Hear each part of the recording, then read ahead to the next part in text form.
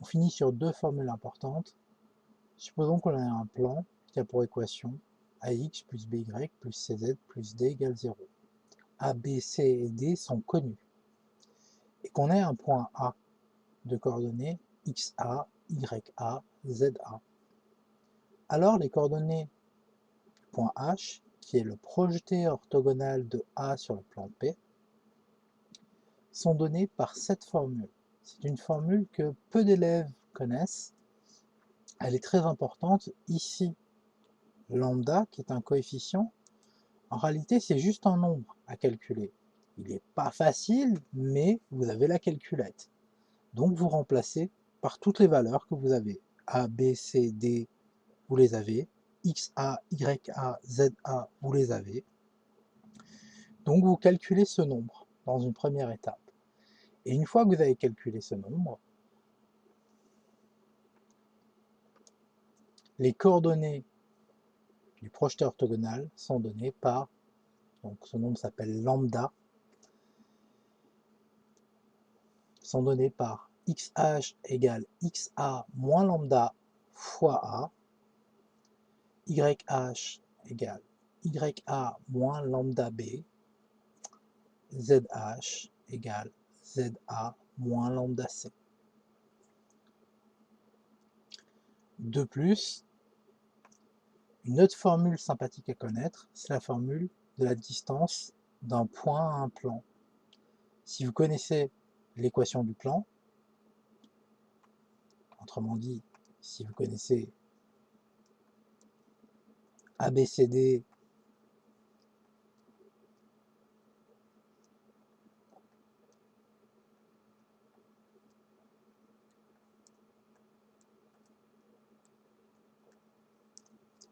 et que le plan a pour équation AX plus BY plus CZ plus D égale 0, vous pouvez facilement trouver la distance d'un point à un plan. Car ABCD, ici, c'est les mêmes. Donc ça va faire sur la racine carrée de A carré plus B carré plus C carré. Faire attention, ici, il y a des valeurs absolues.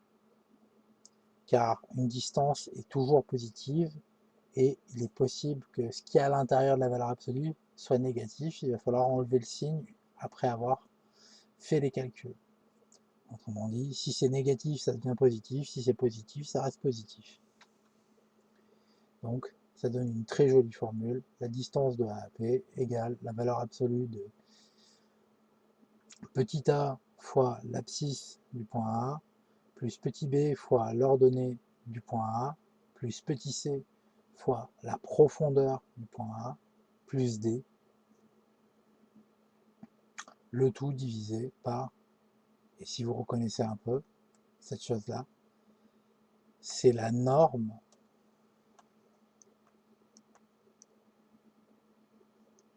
du vecteur normal de P.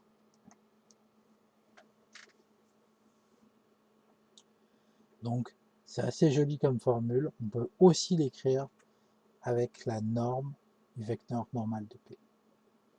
Ça permet d'accélérer beaucoup les calculs et ça permet d'éviter de passer par la méthode classique, c'est-à-dire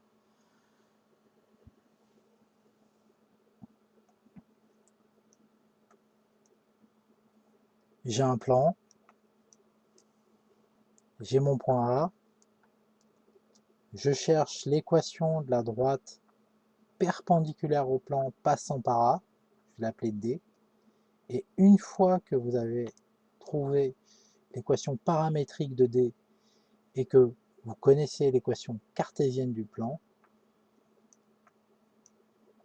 vous cherchez l'intersection en résolvant des équations. Autrement dit, ici, ça va être 4 équations, 4 inconnues, en utilisant toujours la même méthode. Tout ce qui est en T, on le renvoie dans la quatrième équation, qui est l'équation du plan, et on résout.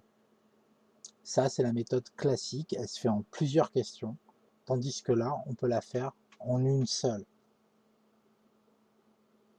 Et bien sûr, le projeté orthogonal est défini comme l'intersection de la droite passant par A perpendiculaire au plan P et du plan P lui-même. Donc c'est assez sympathique et évidemment l'intersection de la droite D et du plan P, c'est notre projeté orthogonal, c'est-à-dire le point H.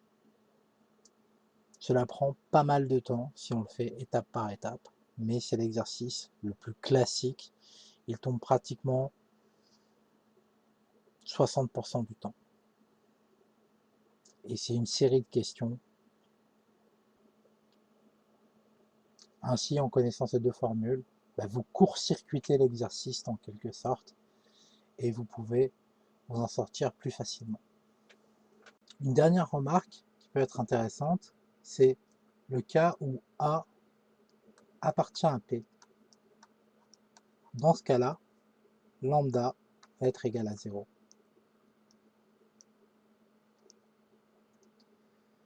Résultat, le point H et le point A, comme vous pouvez remarquer, vont avoir les mêmes coordonnées et on aura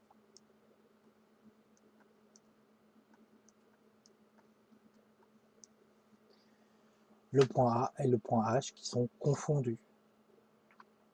Effectivement, c'est une propriété. Si A appartient à P, alors A est son propre projeté orthogonal sur P. C'est un cas particulier qui est très rare, mais ça peut vous donner une idée. Vous pouvez tester dans un premier temps, lorsqu'on vous demande un projeté orthogonal, si le point n'appartient pas à P. Car si c'est le cas, il n'y a aucun calcul à faire, il suffit juste de recopier les données. Autrement dit, XA égale XH, YA égale YH, ZA égale ZH. C'est très rare qu'on vous pose cette question.